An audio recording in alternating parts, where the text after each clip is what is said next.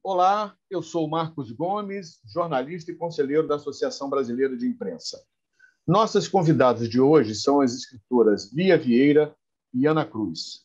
Além de escritora, Lia é doutora em educação pela Universidade de Havana, em Cuba, economista e especialista em relações étnico-raciais e de gênero. Em 2017, seu mérito foi reconhecido pela Universidade do Estado de Nova York, com a inclusão do seu nome na exposição Mulheres Negras Brasileiras, Presença e Poder.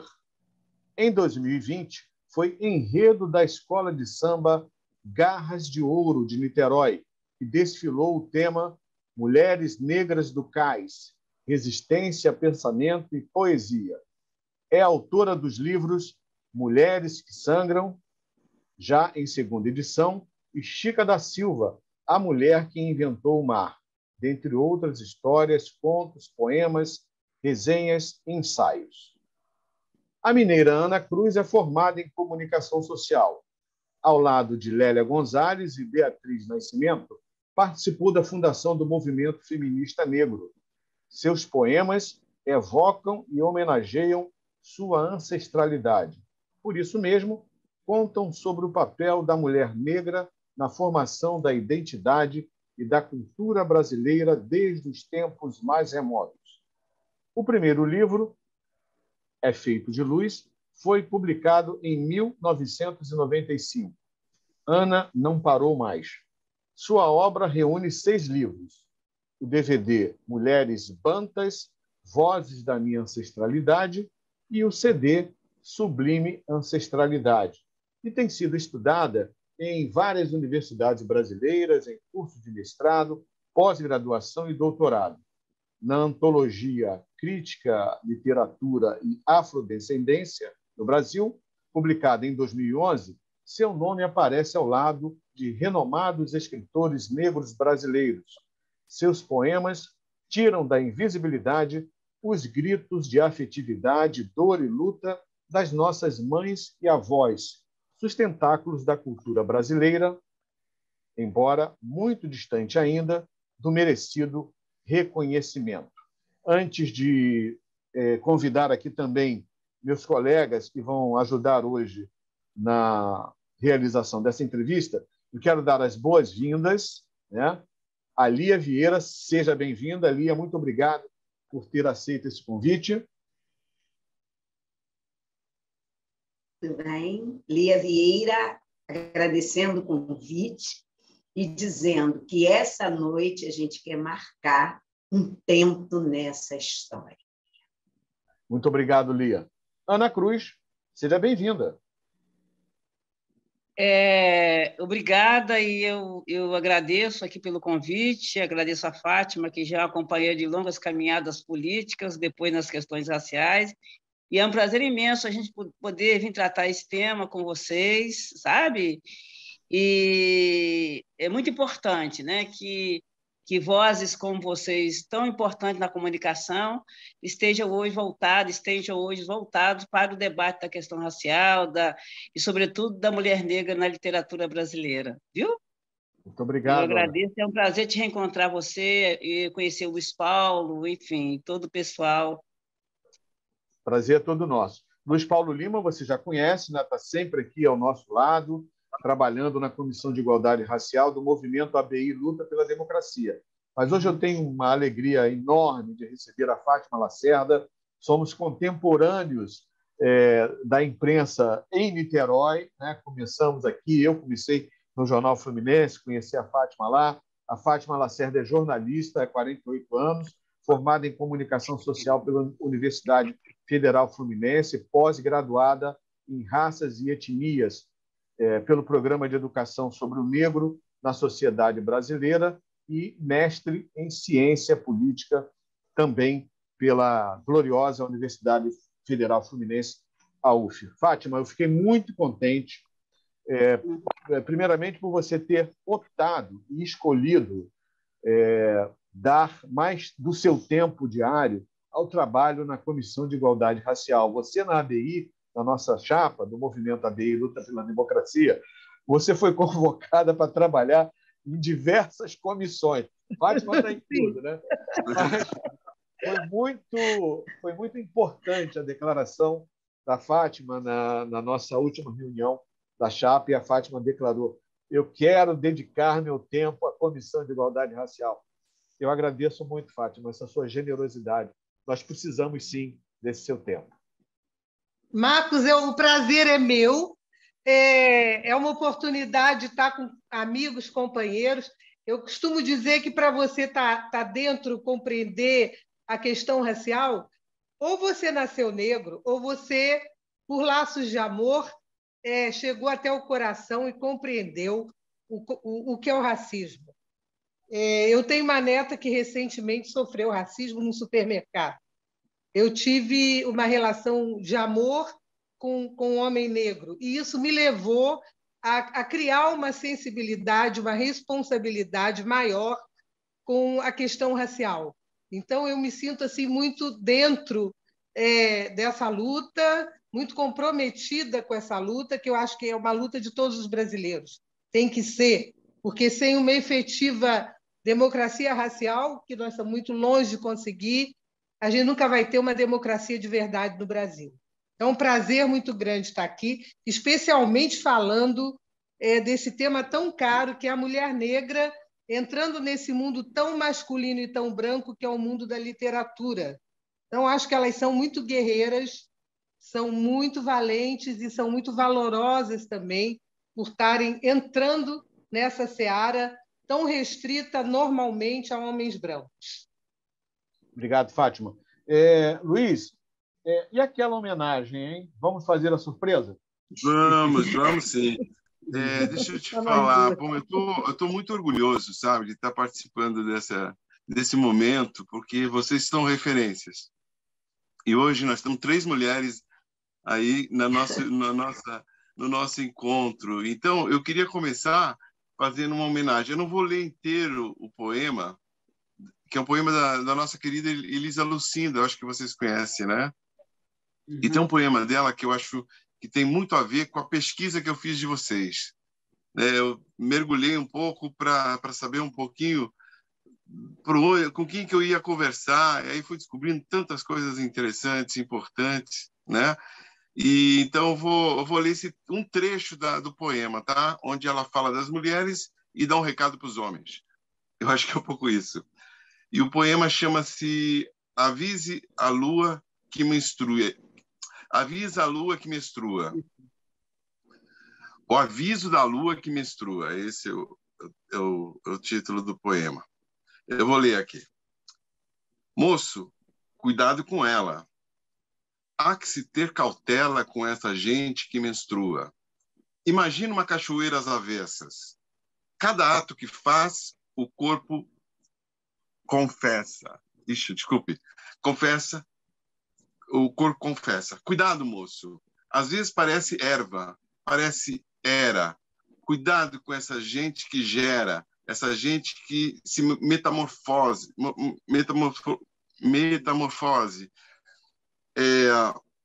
Metade elegível, metade sereia. Barriga cresce, explode humanidades e ainda volta para o lugar que é o mesmo lugar, mas é outro lugar. E aí é que está. Cada palavra dita, antes de dizer homem, reflita. Desculpe. Eu estou lendo pela segunda vez aqui. Mas é emocionante. Eu acho que a gente tem que começar com a poesia, porque eu tive a oportunidade de ir para o continente africano, em alguns países, e a poesia ela foi uma ferramenta durante as guerras revolucionárias lá. Ela continua sendo uma maneira de você comunicar a sua vida passada e a sua vida presente. Então, eu acho que nós, dessa comissão, a gente tem um compromisso sempre de resgatar, colocar essas questões na ordem do dia e mais que isso, a gente está falando para uma instituição que tem 100 anos e que agora descobriu que quem criou essa instituição é um homem negro, que morreu como indigente. Então, eu acho que nós temos muita coisa. E eu acho que as mulheres... eu ia falar que eu e o Marcos, eu acho que o Serginho também, nós estamos preparados, assim, mas preparados mesmo para ouvir e aprender com vocês. Então, esse é esse preâmbulo do nosso encontro. E obrigado, tá? Por paciência por me ouvir falar aqui, que eu estou na contraluz e eu não consegui ler direito. Não, mas foi acho que a mensagem foi dita, né? Tá ótimo, Luiz.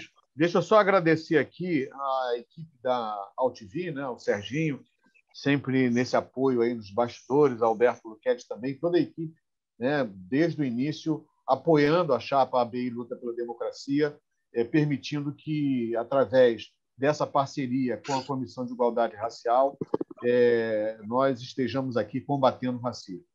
Fátima, eu começo essa rodada de entrevistas com você. A palavra é sua. Tá. Eu me emociono muito atualmente, uma das minhas escritoras favoritas é a Chimamanda. É uma escritora africana, nigeriana. Mexeu muito comigo o último livro que eu li dela, que fala da Guerra de Biafra, Meio Sol Amarelo. E aquela Guerra de Biafra, o Luiz, que é fotógrafo, deve lembrar, Marcos também, aquelas imagens da fome na nossa adolescência, foi uma coisa muito impactante, muito marcante. Nós descobrimos a África pela fome, e nesse livro ela faz esse resgate. Então, a outra escritora que, para mim, tem sido um prazer muito grande descobrir é a moçambicana Paulina Tiziane. Isso, maravilhosa e linda, que ganhou o Prêmio Camões no ano passado, por unanimidade. E ela fala muito também de ancestralidade, oralidade, que a mulher africana deve valorizar as suas raízes de mulher negra, e ela remete lá a Cleópatra, a Rainha de Sabá, como referências de mulheres fortes. E eu queria saber das nossas queridas escritoras aqui, brasileiras, que a gente vem também lá de Carolina Maria de Jesus, passa por Conceição, vocês vão no âmago, vocês vão na dor, vão no coração e vão na ancestralidade também. Então, eu queria perguntar para as duas, de onde vocês tiram a inspiração, qual o peso da ancestralidade, da tradição africana, da tradição negra na obra de vocês, qual a importância disso para as transformações tão necessárias que a gente deseja na sociedade? Para as duas, eu não sei quem vai falar primeiro. Lia começa. Olá, boa noite todas, todos. E felicidade de estar aqui com vocês e entender a real significação desse momento. Associação Brasileira de Imprensa, onde o meu amigo Carlos Alberto de Oliveira Caó foi um dos pilares. Então, hoje está nas minhas mãos e de Ana Cruz, né, trazer todo esse encantamento e essa resistência que Caó de Oliveira deixou como legado para todas nós. A pergunta que a Fátima me faz, né, onde a gente busca inspiração, me permite, primeiro, saudar as minhas ancestrais e dizer que é através da fala delas que eu quero multiplicar as falas que secularmente estão esquecidas no tempo histórico. Então, eu acho que não basta só escrever, mas entender, principalmente, que essa escrita é ferramenta contra o apagamento histórico. Então, Fátima, eu acho que é uma responsabilidade, sabe, usar da fala, da escrita, da oralidade, mas principalmente reproduzir nas letras o mundo mágico que a cultura negra lida com o racismo, com o sexismo, com todos os ismos que fazem invisibilizar nosso povo e trazermos, né, de volta para um mundo de realismo mágico. É ali que nós buscamos nossas inspirações, com certeza. Rápido e rasteiro. Responde a pergunta da Fátima. Ana, estamos todos muito atentos ao que a Lia acabou de dizer e agora toda a atenção em você. Então, eu já fiz os agradecimentos aqui, para a gente estar aqui. A partir do momento a Lia trouxe a história do CAO, né? Relembrou a importância do CAO aí dentro da BI, e o nosso companheiro lá, que foi um dos fundadores. Então, para a gente é muito importante, né? É muito significativo que tem hoje uma chapa e um grupo de pessoas que está com essa bola. Então, assim, eu acho que dentro dessa perspectiva que nasce também a nossa reflexão. Quer dizer, quando a gente fala no Lacerda, como chama? Gustavo Lacerda,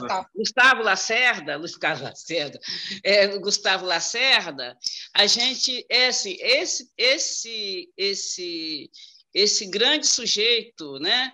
Sujeito histórico que construiu, né? Que deu o início à construção da ABI, esse sujeito que acaba, né? Sujeito no sentido do protagonismo, que acaba, de uma certa forma, abandonado e sem o seu reconhecimento, sem ser reconhecido enquanto sujeito que fez um processo de construção, e que um sujeito que faz um processo de construção desse, ele tem uma trajetória histórica, né? Uma trajetória histórica que o processo de escravização não foi capaz, né, de destruir essa trajetória.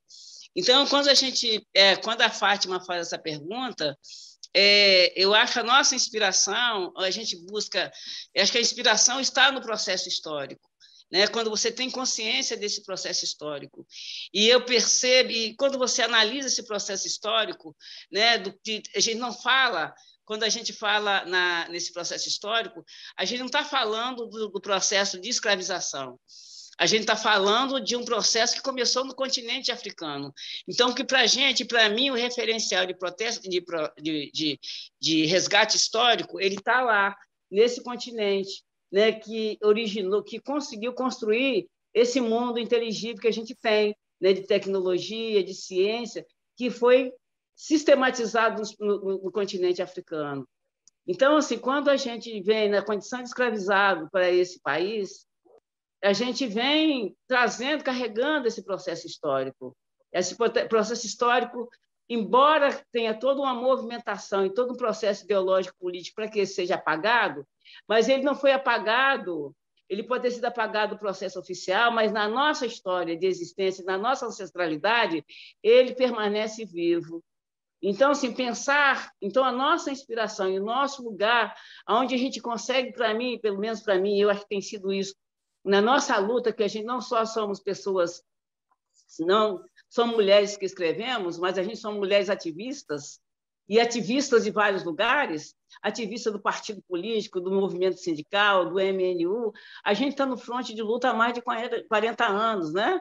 Então, assim, a gente encontra, onde é que a gente se inspira? Se inspira no processo histórico real, né? Do processo histórico que iniciou lá nos primórdios das civilizações com os africanos e as africanas, e que, chegando aqui na condição de escravizado, esse processo ele não morre, porque são várias Áfricas diferentes que reúnem o processo de escravização, que está ali nesse processo de escravização. E é uma coisa tão importante no sentido de o que é o conhecimento que você traz na sua bagagem, que mesmo com todas as diferenças, a gente conseguiu, os nossos antepassados conseguiram construir um patrimônio, conseguiu fazer uma hegemonia e ter uma unidade nessa luta, né? E conseguiram construir um patrimônio histórico conseguiu, ao longo do processo de escravização, não se manter hegemônicos, né? E sempre quando eu converso sobre as reivindicações dos nossos povos escravizados durante o período da escravização, o que estava lá? Além do direito à terra, à família, à liberdade, estava também o direito à cultura, o direito às festas, religiosas ou não. Quer dizer, essa herança ela vem de longe, né? Ela está lá nas nossas raízes africanas. Então, para mim, eu acho que quando eu vejo as histórias de resistência e de luta das mulheres da diáspora, das mulheres quilombolas, então ali a gente se inspira, né? Quando você vê mulheres tipo Maria Firmínia dos Reis, essa mulher vai escrever em 1845, por aí. O debate político da literatura dessa mulher é uma coisa assim de assustadora. A profundidade política, filosófica dessa obra. Então, assim, é nessas pessoas que vai quebrando, né, que vai irrompendo todo o processo da opressão. É nesse lugar ali que a gente se inspira, né? E elas são essas pessoas que vão nos trazendo, são essas mulheres, são essas histórias, que é o nosso lugar é ali que a gente se fortalece, é ali que a gente compreende toda essa dimensão da existência do ser negro, né? Do ser negro sair vivendo na condição de escravizado, e que aquele patrimônio não se quebra, né? Que toda essa cultura não se quebra, e ser mulher negra nesse contexto, né?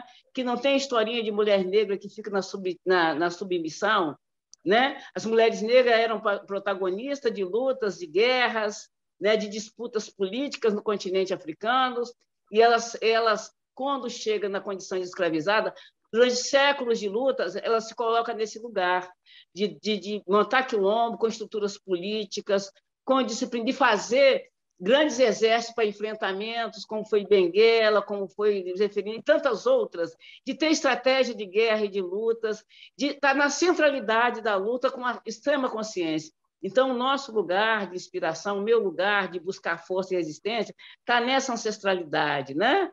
E essa ancestralidade que, para nós, nos últimos tempos, está sempre dentro do lugar de contemporaneidade, né? Que está sempre em prol do bem viver, né? De construir um mundo de equidade, de construir a relação com os mais velhos, de construir uma equidade de gênero, da relação com a natureza, que isso é nosso, né? Que não é inventado por nós, mas que vem dessa herança, né? E que é ressignificado na diáspora africana. Então, Fátima, acho que não sei se estou respondendo ou fazendo uma salada, mas é daí, desse lugar, que nasce, né? A nossa resistência nasce do nosso processo histórico que está lá, que foi forjada no continente africano, a partir de tudo aquilo de ciência e tecnologia, de religiosidade, de conhecimentos refinadíssimos, de potência, que foi lá que nasceu tudo isso, né? Que quando os europeus chegaram lá, isso já existia há 1000 anos. Até a nossa guerra, a nossa disputa vem desse lugar. Então, é ali que a gente se inspira, é ali que a gente tenta, nesses anos de luta de movimento negro, tenta construir uma hegemonia política, que sem essa hegemonia política a gente não vence esse processo tão violento de apagamento, de violência, de todo tipo de maldades, né? Políticas que a população negra vive, racial e política, que a gente vive nesse país. Eu não sei se respondi, né? Não, está ótimo, está ótimo. Esse é o episódio Mulheres Negras Fazendo Literatura, as nossas convidadas, as escritoras Lia Vieira e Ana Cruz. A pergunta agora é do companheiro Luiz Paulo Lima. Ok. Ana, Lia, Fátima, Marcos, olha só. O debate racial é uma das grandes questões da política contemporânea, né? Isso é fácil a gente constatar. Outro aspecto importante que nós percebemos que houve um rompimento do pacto civilizatório, sabe? Um tipo de governo que a gente tem, que é um desgoverno, aboliu a questão dos fatos e hoje se fala através só do que é opinião e o que é crença, né? Eu tenho opinião, é a opinião que vale. Ninguém quer saber das instituições, ninguém quer saber do processo histórico. O que vale é isso. Isso é muito registro de gestão autoritária, né? Ou falta de gestão autoritária. Eu queria saber de vocês duas, como é que vocês enxergam esse rompimento com o pacto civilizatório que a gente vive, né? Hoje, o que menos importa é a ciência, né? A Terra é plana. Eu queria saber vocês, como mulheres, qual é dentro desse debate racial, que é uma das grandes questões da política contemporânea, como é que vocês enxergam a participação das mulheres? Isso tem uma trajetória histórica para isso? Acho que vocês têm essa experiência. Eu gostaria que vocês comentassem um pouco isso, de como se localizar nesse tempo histórico, e quando a gente quer resgatar a civilidade, vamos dizer assim. Olha, eu acho... Posso começar, Ana? Sim. Eu acho que uma das coisas que a sua pergunta, né, aponta é para esse novo tempo, né? Porque com essa chegada dessa pandemia, nós tivemos que rever muito dos nossos conceitos, né? Inclusive, existe uma fala aí que chama isso tudo de novo normal, porque nós temos pela frente. Mas eu acho que só vai chegar no novo normal quem já era normal. Porque a pandemia ela não formou novos cérebros. As pessoas que já tinham a civilidade, as pessoas que já tinham um trato respeitoso com as coisas, só fizeram acelerar isso. Não é? Então, vai se destacar nesse processo todo a nossa forma de lidar com os nossos semelhantes. E, como eu comecei falando de história, eu posso refazer esse caminho dizendo que a nossa forma de olhar o mundo sempre foi uma forma diferenciada, né? E esse resgate vem daquilo que, dentro da nossa comunidade, a gente chama dos griots. O que são esses griots? São aqueles mais velhos que contam as histórias, que são repositário, né, da nossa fala, da nossa história, da nossa memória, e que são olhados com muito respeito, com muita dignidade, porque eles são guardadores de uma sabedoria ancestral. Então, cada vez que eu lido, eu atualmente ando me debruçando muito na questão da longevidade, né? Eu fiz um trabalho e estou dentro de uma comissão, que é o Instituto de Longevidade, e tive a oportunidade de trabalhar um tema, Paula, que vem nisso que você fala, que diz sonhos não envelhecem. Né? Aí eu vou trabalhar com quem? Vó Maria, que aos 75 anos grava o primeiro CD, né? Com a Dona Maria Soares, que aos 70 anos vai fazer direito. A mãe Beata de Iemanjá, que quase com os 80, ela lança a sua primeira obra, né? O Caroço de Dendê, que faz toda a contação do aspecto ritual, né, da religiosidade africana. Então, se essas pessoas acima dos 70 conseguem fazer uma narrativa, não só oral, mas como testemunhas do nosso tempo, eu acho que cada uma dessas mulheres conseguiu a superação das suas qualidades de vida. Elas não apenas, né, fizeram testemunhos do sofrimento, da dor, mas elas nos deram uma lição de como é possível, de que os sonhos não envelhecem. E essas novas narrativas apontam justamente para isso. Por quê?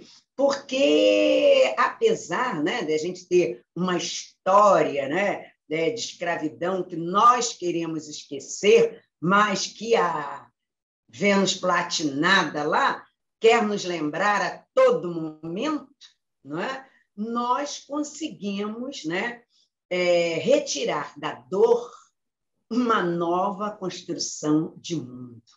Desse mundo civilizatório, né, que o meio ambiente nos proporciona, e eu estou falando isso porque eu estou numa casa que é uma casa de escrita. E nós estamos aí, e eu estou convidando, né, a vocês e a todos os nossos participantes do Momento Vindouro, às portas da Rio+30.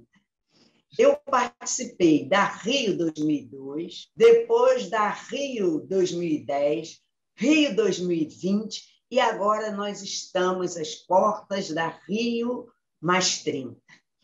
E o que é esse meio ambiente, né?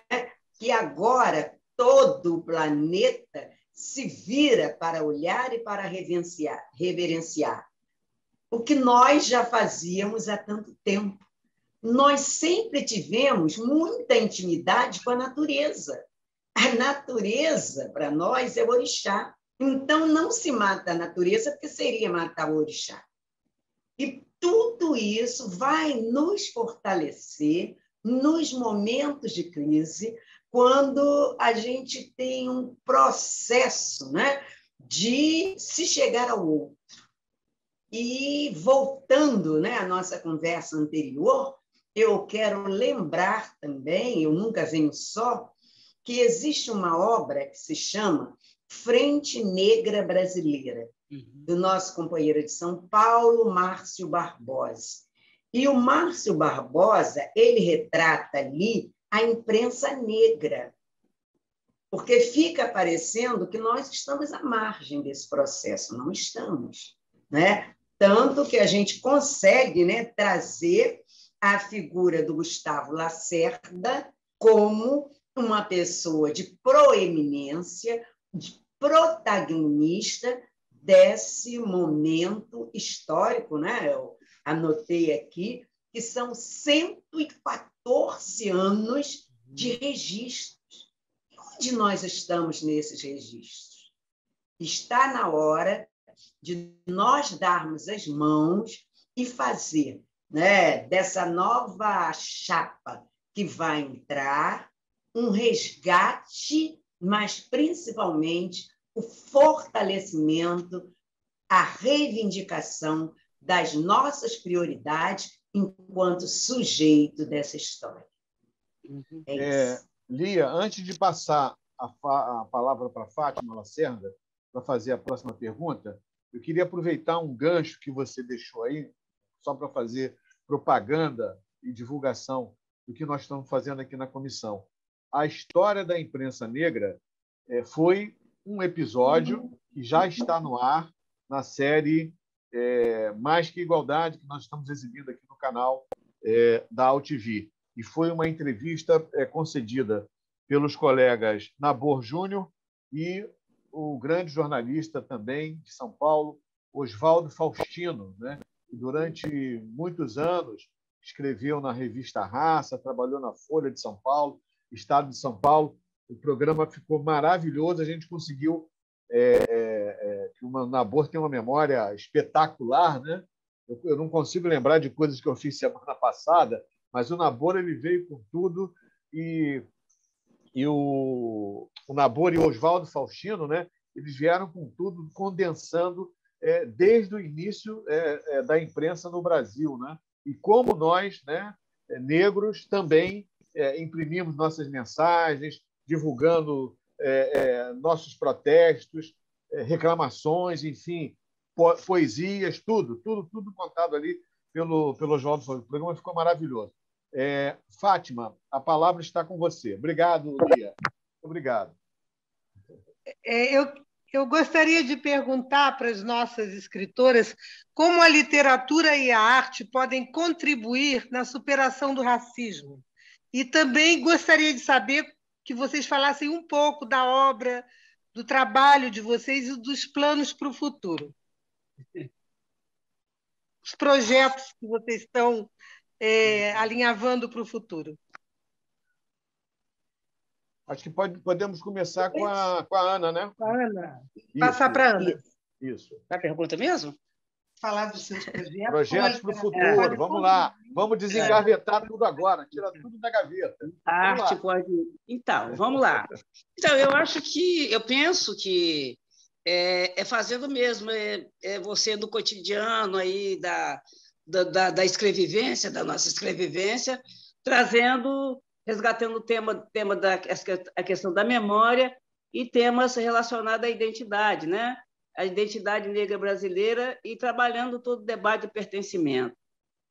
Para mim, eu acho que esse é um pouco o papel e essa é a contribuição, né? Que a gente escreve, a gente não inventa um lugar para escrever. A gente escreve a partir de uma realidade que a gente está refletindo e analisando sobre ela. E o nosso objeto é toda a nossa trajetória, quanto mulheres e quanto mulheres, né, em processos de reconstrução e em processo que vive num processo de discriminação e de racismo. Então, eu acho que a contribuição é conseguir fazer esse resgate o tempo todo, né? E acho que uma coisa muito importante também é que nós somos, já falei, nós somos mulheres ativistas, né? Nós estamos aí enquanto artistas, mas nós também estamos fazendo aquele papel que é fundamental, que às vezes eu faço muita crítica com relação, sobretudo, aos artistas negros. Os nossos artistas negros, em todo o processo, nós que somos mulheres da política, sabemos que todos os processos do mundo inteiro, onde tem uma luta por hegemonia, né, de um povo contra processos autoritários, você não é só intelectual, você não é só artista, você é ativista, né? E você vai ser artista quando você construir só artista ou só ser intelectuais, quando você consegue construir, ter hegemonia nesse lugar de poder. E, infelizmente, no Brasil, a nossa negritude, os nossos artistas, sobretudo os da televisão e da música, eles não têm compromissos de ativismo com a luta racial. Então, isso é muito sério para nós, né? A Lia sabe muito bem disso. A gente não tem ao nosso lado, no cotidiano, os nossos artistas que estão na mídia e também se remete, são raríssimos, se remete também àqueles que estão na música, na área de música, etc. E tal. Isso é muito ruim, né? Porque aí fica mais árduo o processo de luta. E eu queria também colocar aqui assim, todo o protagonismo do movimento negro no Brasil, né? Esses 40 anos, o que a gente foi capaz de se construir, né? A gente não pode dizer que tem política de ação afirmativa que a gente não tem. A gente tem políticas de cotas, né? Política de ação afirmativa é um processo ainda muito distante e que a gente está fazendo, que precisa dessa tal hegemonia negra e que, nesse momento, né, que o fascismo está aí, que o processo de necropolítica ele se acelera com o processo também do neoliberalismo, a gente está nesse desafio de construção, né? Então, assim, eu percebo que são vários frontes que, tanto através da nossa literatura, que a gente tem esse compromisso, que tem essa contribuição, né? Que você tem que mexer, nosso trabalho vai lá na subjetividade, né? Mobiliza a partir desse encontro de coisas que a gente resgata lá na subjetividade e joga no debate da nossa literatura, mas também tem esse trabalho e todo esse compromisso e todo esse ativismo político, né? Eu sempre falo, né, que a gente está aí, quando falo que as mulheres negras vão abalar a estrutura do capitalismo, eu acho que é isso mesmo, mas vão abalar a partir do momento que tem essa hegemonia, que tem inteligência, né? Que tem esse pensamento e essa construção que a gente vem trazendo de longe e que passa pelo ativismo de Luísa Bairro, de Lélia Gonzalez, de Sueli Carneiro, de Ana Cruz, de Magali, e Lia Vieira, Conceição, e tantas outras mulheres, né, de Petronile, uma senhora que tinha quase 70 anos ou mais, que estava lá em 2003, bancando, escrevendo, fazendo todo para a política de 10.639, são essas mulheres, né? São essas mulheres. Então, é de vários lugares que vêm, né? Respondendo a pergunta da Fátima. Então, assim, essas contribuições vêm dos vários lugares e vêm de várias pessoas. E para encerrar mesmo agora esse bloco, eu queria assim, que a gente não esquecesse todo esse legado, né? Construído até agora, porque é o seguinte, agora está na moda, a mídia, como a mídia hoje, a gente continua sem hegemonia em lugar algum. A gente não tem dinheiro, a gente não tá em hegemonia política, não tem na mídia que está a serviço do racismo, mas hoje a mídia já colocou, já decidiu o que se fala, né? O que se fala e quem vai falar. E não somos nós, negros e negras, que estamos na política, que tá falando, né? Porque é um perigo.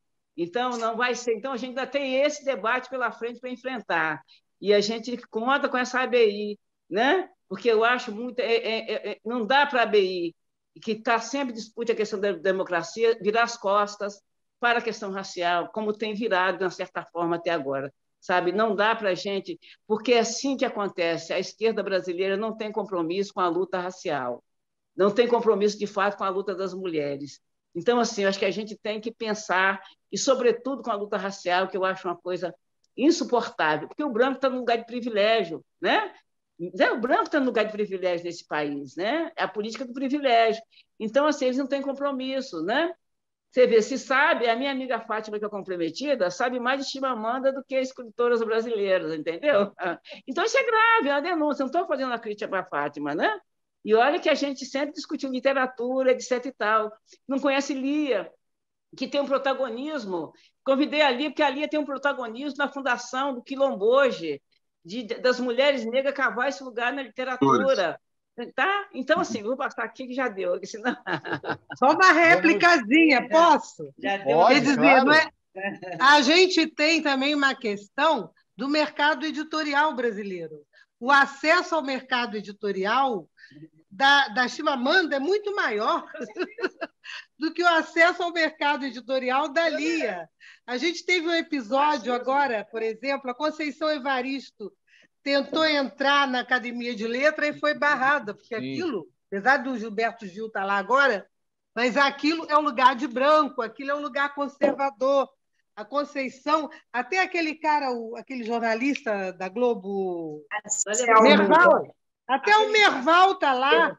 Se o Merval está lá, por que a Conceição não pode estar lá? Não, é preta. A Ana, a preta por que nossas amigas escritoras não podem estar lá? Agora, deixa eu só fazer um Então, parênteses. não é culpa minha não conhecer mais de Chimamanda. Olha só. É porque é mais fácil. Eu vou lá na livraria, encontro o livro dela. A televisão toda hora fala. A televisão toda hora fala na Chimamanda. Então, sabe? E eu não encontro o seu livro. Lá na estante virtual é mais difícil ter acesso aos seus livros. Mas olha só. Você corta essa fala aí, hein? Vocês cortam essa fala aí, viu? Não vai cortar, não. Vai tudo voar. Não vai falar isso, é da minha mente. Eu acho que tem que ter polêmica. Deixa a Lia responder. Porque vocês vão editar, viu? Tá, não, deixa a Lia responder. Aí, sim, para complementar isso mesmo. Porque a gente não está na mídia, porque a mídia hoje quer vender Chimamanda, que ela faz sucesso na Europa. Você entendeu? E uma coisa que eu queria, assim, é muito importante dizer isso, que hoje você vê um montão de nãos negros falando Clementina, não sei das quantas, que é maravilhoso, mas a Conceição não está lá. E quando a Conceição e a Lia, ou a Conceição vai fazer o debate, você percebe o descaso, porque eles não leem. Então fica falando abobrinha.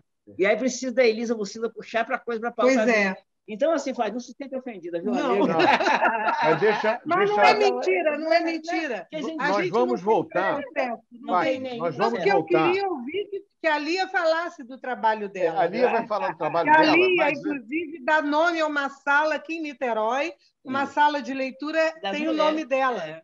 Mas, Fátima, antes da Lia responder, eu só quero lembrar que nós vamos voltar a esse tema do papel dos meios de comunicação, do campo da comunicação. Essa é a pergunta que eu vou fazer logo depois que a Lia contar para a gente quais são seus projetos. Lia, por favor. Quero conhecer melhor a sua obra, Lia, porque eu não tenho acesso. Realmente eu não tenho acesso. Primeiramente, eu não vou ser seduzida por essa fala anterior de vocês duas e parto a partir daí. Isso aqui é amor antigo, Lia, né? De dizer que o que nos molda, né? E o que faz com que nós avancemos é o que dizia a Beatriz Nascimento. Eu sou atlântica. Que se eu ficar olhando para o Brasil, eu não vou a lugar nenhum. E eu tenho o grande prazer de dizer, né, que a literatura me levou a 11 países. Então, através de Quilomboja, né, a minha história com Quilomboja, eu começo com Conceição Evaristo, mas Quilomboja é uma porta aberta, porque não basta apenas escrever, tem que ter qualidade. Né? Nós nos reunimos, é uma história que ainda não foi contada, mas tem que ser contada. Toda semana, eu e Conceição tínhamos que viajar para São Paulo para discutir textos, para apresentar textos, saíamos com dever de casa, e isso faz com que você se coloque junto aos grandes autores, né? Então, não é só a Lia, tem uma transformação no mundo através da escrita que a Fátima resgatou muito bem para a gente. A Chimamanda é um fenômeno. O Brasil está considerando a história dela porque ela é um fenômeno, né? O perigo de uma história única deveria ser adotado por todas as universidades. Eu gostaria que os meus alunos, minhas alunas, conhecessem melhor Chimamanda, né? A história dela, que quando ela chega na universidade, né, ela vai para a universidade em Nova York, a colega de quarto dela, quando começa a ver ela abrindo a mala, ué, mas você tem esses perfumes? Ué, mas você tem essa roupa? Meu Deus, que sapato é esse? Aí ela vira e fala assim, mas eu tomo banho também, tá? Entendeu? Aí a menina entendeu ótimo, que a né, conversa se encerrava ali. Se encerrava ali. Então, tomo banho, escovo o dente, né? Tomo banho, escovo o dente. Esses instrumentais que a gente tem que começar a dominar. A Paulina Chiziane, que é assim a minha queridíssima, é uma escritora de Moçambique. Eu fiz a questão que você falou, e quero que isso volte, por favor, em outra pergunta. A questão das editoras, né? A minha editora, Nandiala, ela me coloca em vários locais que eu talvez não entraria. E um dos momentos ricos que eu tive na minha trajetória de escrita foi fazer um roteiro acadêmico com a Paulina Chiziane. Nós fizemos PUC Minas, fizemos o FMG, fizemos a Universidade de Minas Gerais, mas que é estadual. Então, nós não dormíamos à noite, nós não dormíamos, sabe? Era aquele resgate do tempo, sabe? A gente queria se conhecer melhor. E eu lembro que, numa das abordagens dela, dentro de uma dessas universidades, perguntam para ela também como é que ela começou. E ela diz, né, que o primeiro livro, a primeira obra dela, que ela conseguiu juntar e levar para o editor, a pergunta dele fala, mas o que é isso? Ela fala, isso aqui é o meu livro, olha como eu consegui fazer. Aí ele para, olha para ela, olha de novo e fala, mulher, com este papel que gastastes, tu poderias fazer uma fogueira e aquecer os seus filhos. Então, é disso, é nesse lugar que eles nos colocam. É nesse lugar que eles nos colocam. E aí, Paulo Gomes, e aí... Não, eu juntei o Paulo com o Marcos Gomes. Nós temos que ter... Está tudo certo. A superação de conseguir, por exemplo, como uma das minhas primeiras obras, lançar Chica da Silva, a mulher que inventou o mar. Chica da Silva, a mulher que inventou o mar, ele é um infanto juvenil. Ele não é para crianças, porque, apesar da ilustração maravilhosa de Léia Ferraz, né, atriz lá da Vênus Dolorosa, ele traz a figura de Chica da Silva num discurso afirmativo. Zezé, que é madrinha do livro, Zezé Mota, tinha feito o filme do Cacá Diegues, onde a gente brinca com ela que Zezé era aquela que era praticamente, ela sabe disso, eu já falei, uma mulher de cama, né?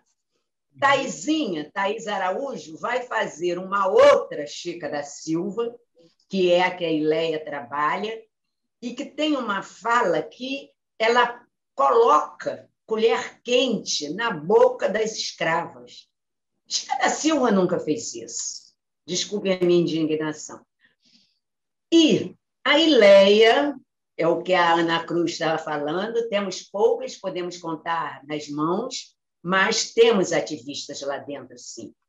E a Ileia vira para mim e fala assim, Lia, nós não podemos recontar essa história de Chica da Silva? Eu adoro desafios. Eu pensei, olhei, pesquisei, essa palavra é séria, pesquisar, é o que vocês fazem também o tempo todo, né? Quando vocês têm pauta. 20 dias depois eu falei, Ileia, é mais ou menos isso que você quer? E ela ficou encantada, as ilustrações são riquíssimas, ela me traz uma Chica da Silva, né? Com ilustrações onde tem que Chica da Silva, ela teve 9 filhos. Uma mulher que tem 9 filhos e que cada barrigada dura 9 meses, ela não pode ser uma mulher sexualizada como o filme demonstrou. E é nessas construções, sabe, de imagem, de mente e de coração que a nossa pesquisa, né, avança. Você fala, o que eu tenho aí pela frente? Eu tenho que me unir com as outras. Eu não ando sozinho. Olhos de Azeviche, 10 escritoras negras que estão renovando a literatura brasileira. Eu estou junto com Cidinha da Silva, Conceição Evaristo, Esmeralda Ribeiro, Cristiane Sobral, Fátima Atenção, Geni Guimarães, Miriam Alves, Thaís Espírito Santo, minha filhadinha, e Ana Paula Lisboa. Então, por que eu estou fazendo questão de mostrar? Porque vocês conheçam obras de mulheres negras que escrevem e que tem um outro recorte sobre a atualidade, que não é sobre escravidão. Nós falamos de amor, nós falamos de superação, nós falamos de culinária, livros técnicos. Nós podemos falar do que nós quisermos, porque literatura também é um grito de libertação. O que eu tenho para mais adiante? Eu tenho... gente, eu fico até meio sem graça de falar isso, mas com essa pandemia eu fui chamada de rainha das lives, porque tinha dias que eu fazia 3 lives no mesmo dia. E num desses dias, a minha editora de Nova York, Carol Boyce Davis, onde ela fez Moving Beyond Boundaries, movendo além, né, das fronteiras, me convidou para fazer uma live com Gana. Carol, será que eu estou à altura?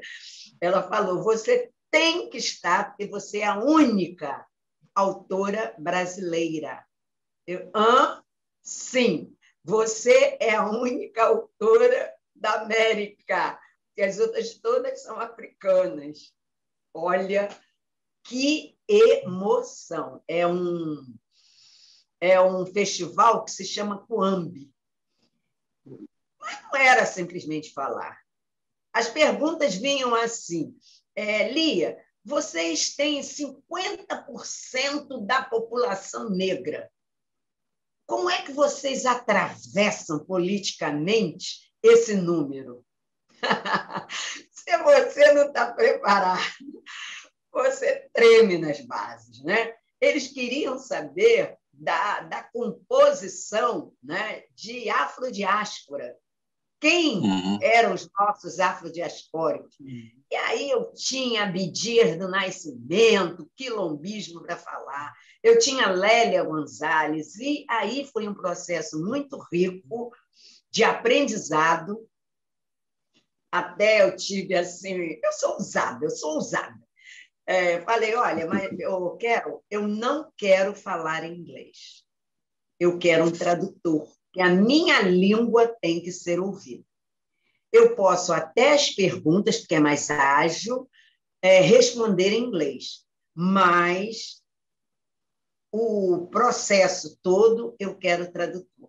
Fiquei apaixonada pelo meu tradutor, nos damos muito bem, e o meu projeto para 2023 é ser uma das curadoras, né, desse processo. Eu me arrepio todo quando eu falo isso, e entender as outras africanidades, porque eu acho, estou sugerindo, que essa comissão tem também pela frente um grande desafio, que são essas africanidades. Colocar, né, na escrita de vocês que portas se abrem através da escrita.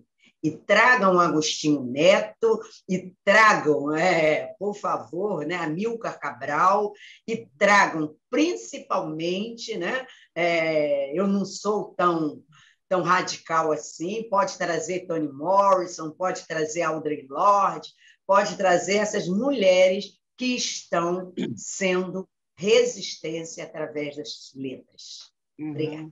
Lia, muito bom. Emocionante acima de tudo, e vou lembrar o que o Luiz Paulo disse no início da nossa conversa. Nós estamos aqui para aprender com vocês, tá certo?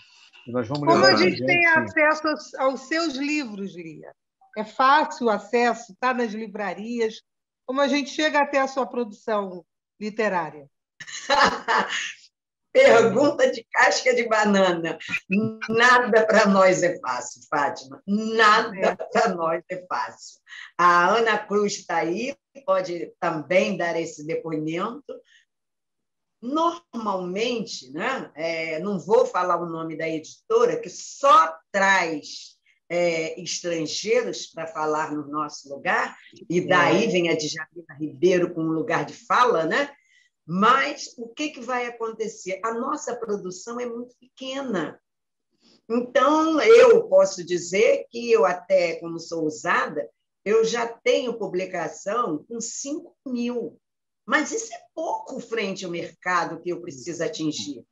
Entendeu? Então, quando você faz essa pergunta, logo se esgota. Porque eu entro dentro de uma universidade de letras e, quando eu falo, um aluno, e as perguntas que são realmente interessantes, façam bastante, me pergunta, professora, eu estou terminando letras e eu nunca ouvi falar em escritora negra.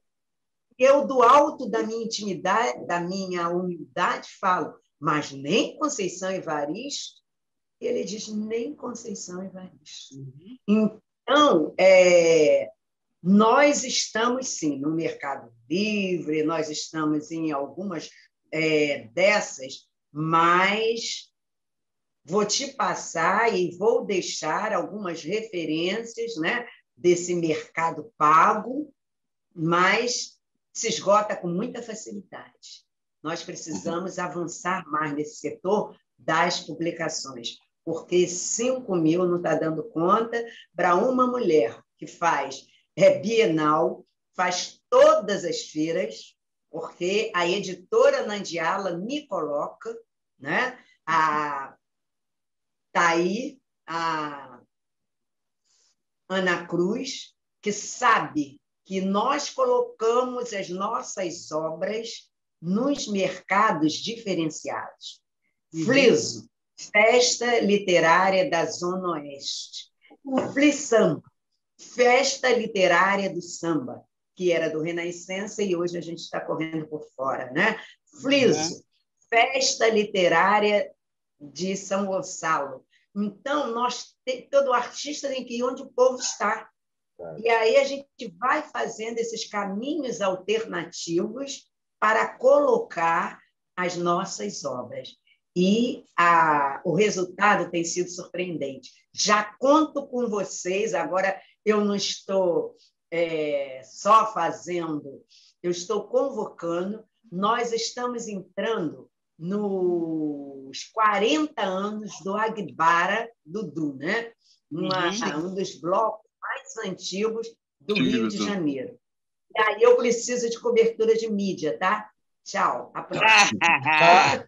Essa nota demanda, Lia. O convite, a convocação está aceita, não tem jeito. Está aceita. A gente vai fazer isso, trabalhar nessa divulgação, sim. Lia, Ana, o nosso tempo esgotou, né? Passou rápido, mas isso significa dizer o seguinte: vocês vão ter que voltar. Vão ter que voltar, porque vocês têm muita história para contar, tem muito ensinamento, né, para veicular através dessas mídias digitais. E eu agradeço muito, muito, muito, muito a chance, a oportunidade e a alegria de reencontrar a Ana Cruz e conhecer você, Lia. Muito obrigado mesmo por nos conceder o seu tempo. Tenho 3 minutos para as considerações finais? Tem. 3 minutos? Tem, sim. Você quer começar por você? Então, minhas considerações finais vai em cima das minhas obras. Só as Mulheres Sangram, que é o meu livro memória, que está não na segunda, na 3ª edição, e que me levou na maioria daqueles 11 países que eu citei. Foi citado aqui, eu quero resgatar, Cadernos Negros, né? Depois de 10 anos sem escrever em Cadernos Negros, eu volto no volume 42 com meu encontro com John Coltrane. Esse, Fátima, eu sugiro. É uma mulher que é professora de literatura e que vai encontrar em John Coltrane um dos seus muitos motivos de amar. Amor e outras revoluções. Amor e outras revoluções. A Fátima falou aí.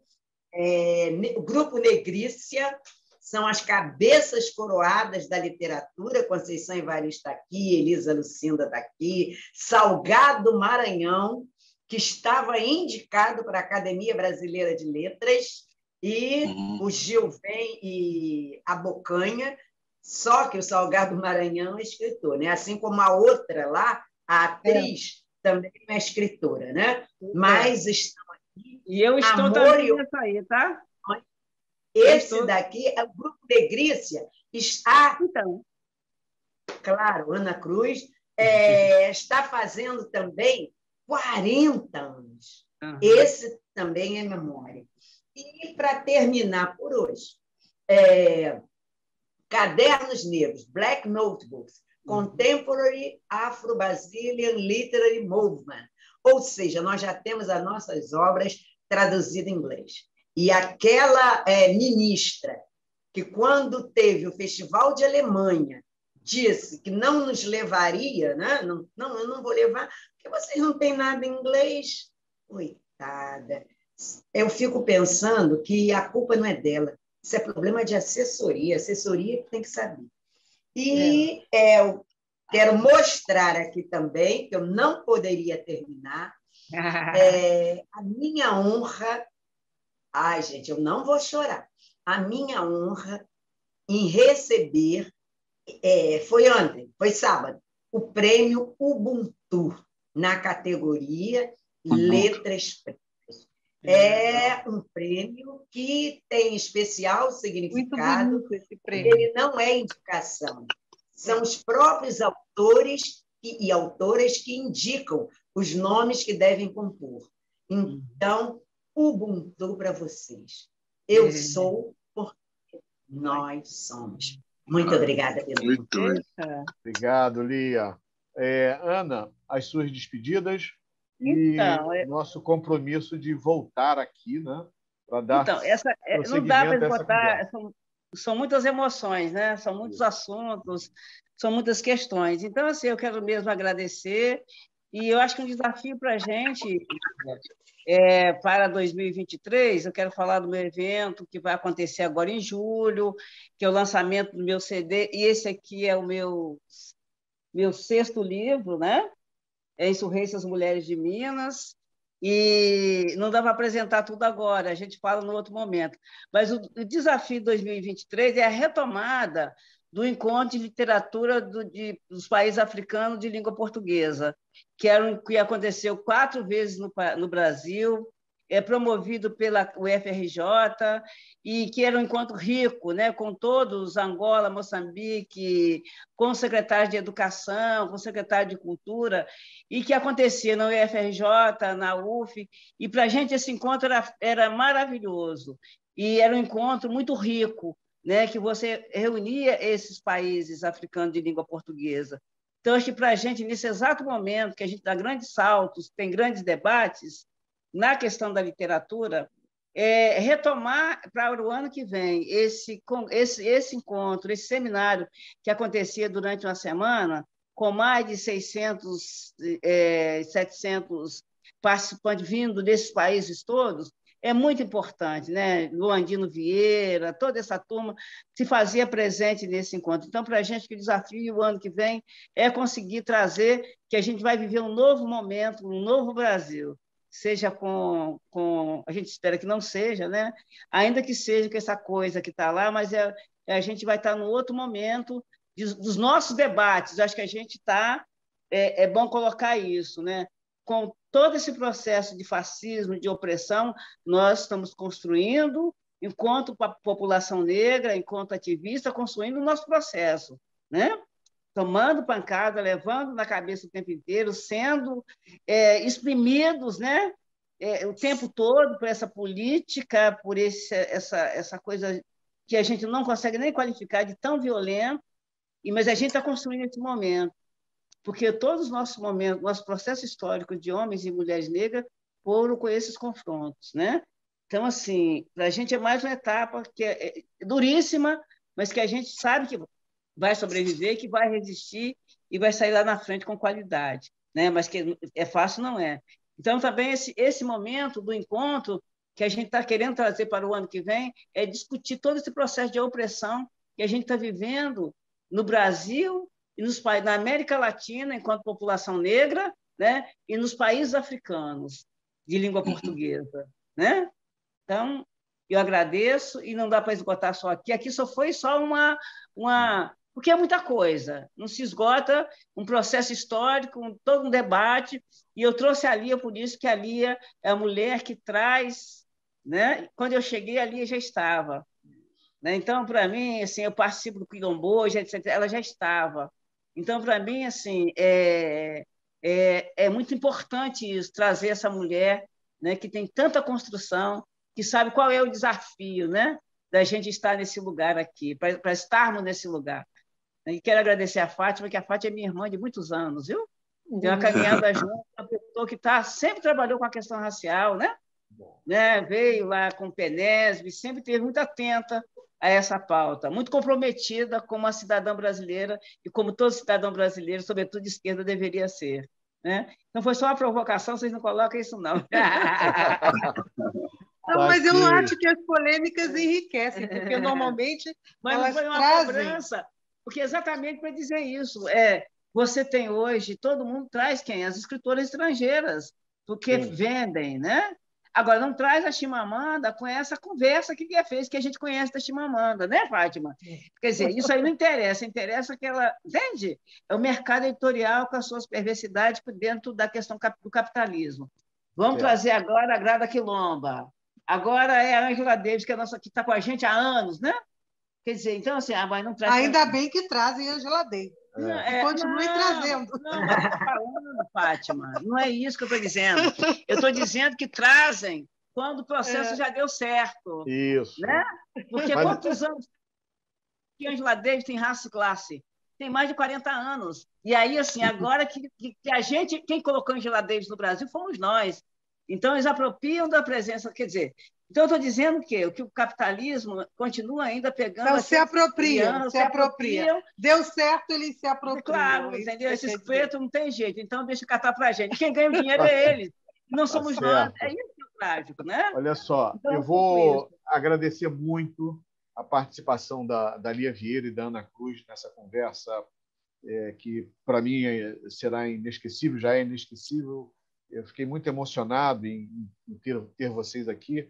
Eu acho que o Luiz Paulo também. É pena que a gente não tem mais tempo, mas fica aí o convite, né, para um compromisso, caso os eleitores da ABI, né, nos deem a oportunidade, né, de comandar a ABI com Otávio Costa e Regina Pimenta pelos próximos 3 anos.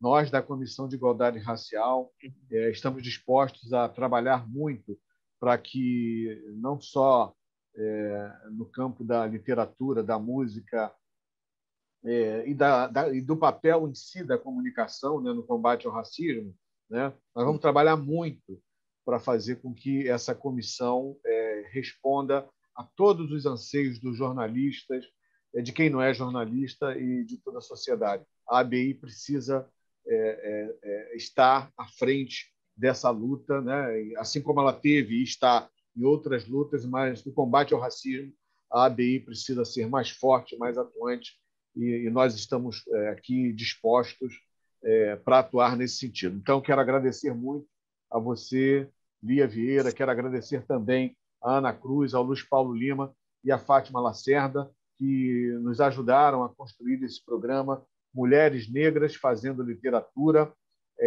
o episódio da série da Comissão de Igualdade Racial, criada para a campanha da chapa ABI Luta pela Democracia. A ABI tem eleição no próximo dia 29 de abril. Eu peço aos jornalistas que votam na ABI e que também não votam, né, para que conheçam, né, o programa da nossa chapa, se engajem nesse movimento. Será muito bom, muito oportuno que todos os jornalistas possam estar ao nosso lado, né, para fazer a ABI mais forte, e mais forte principalmente na luta pela igualdade racial. Muito obrigado a todos e até o próximo programa.